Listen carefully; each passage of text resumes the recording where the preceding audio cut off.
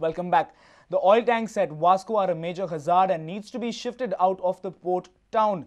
North Goa Collector Mihir Vardhan says Vasco City has no disaster management plan in case of to tackle an emergency. The Conference on Disaster Management at NIO had a serious view on this threat to the port city. Disasters occur unexpected. There is a need to train oneself to face an eventuality, as managing disaster is our duty. This was the focus of the one-day seminar on managing disasters organized by the Disaster Management Cell of the Indian Medical Association Goa branch. Disaster preparedness, disaster management and rehabilitation of victims were some of the topics deliberated at the conference. Around 300 doctors from the medical fraternity and 150 personnel from various industrial units in Goa participated in it. North Goa District Collector Mihir Vardhan, while delivering a talk on the Goan scenario of disaster preparedness, said there is no disaster management plan in place, an eventuality of a major disaster due to oil tanks at Vasco. The Vasco Petroleum, I know that in South Goa disaster management plan, there is a mention of it.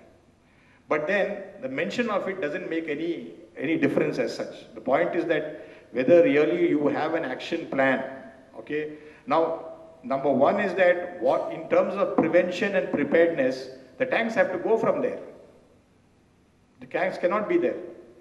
If you really are thinking in terms of preventing a disaster, the best thing is to remove them from there.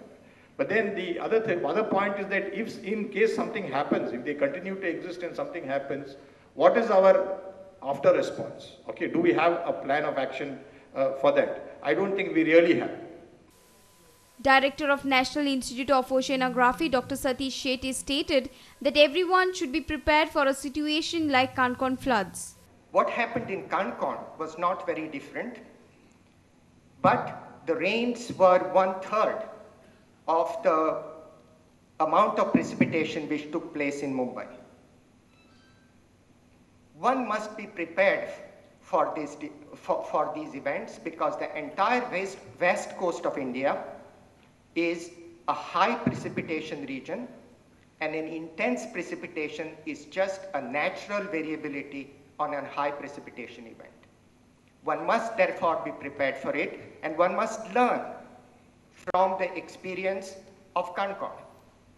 Our reporter Jason Suarez with video journalist Ravindra Dalvi. BITS Pilani's Goa campus organized its second national sports event for colleges called SPRI, Pure Sports 2010. The 4-day event witnessed colleges from all over India participate in the sports extravaganza. Over 850 students from 30 colleges from the nation participated in the event that concluded on Sunday. Competitions were held in various disciplines like cricket, badminton, football, carom and so on.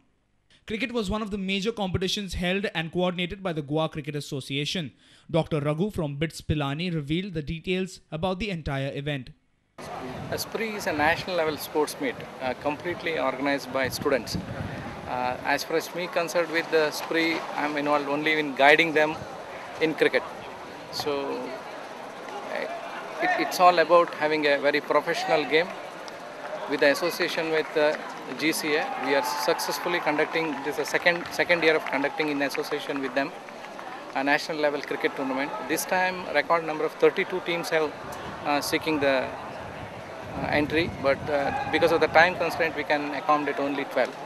Besides cricket, which are the other disciplines? In the sports festival, other big event is football, and including many other events like basketball, badminton, shuttle badminton, chess, carom. A reporter from Vasco, Surendra Madkaikar. Youth are blamed usually for deviating from our tradition and culture, but this isn't true always. Look at these students, they are still marching ahead with their culture. Whether it is Samay dance, Kalsuri dance or just a simple fugri.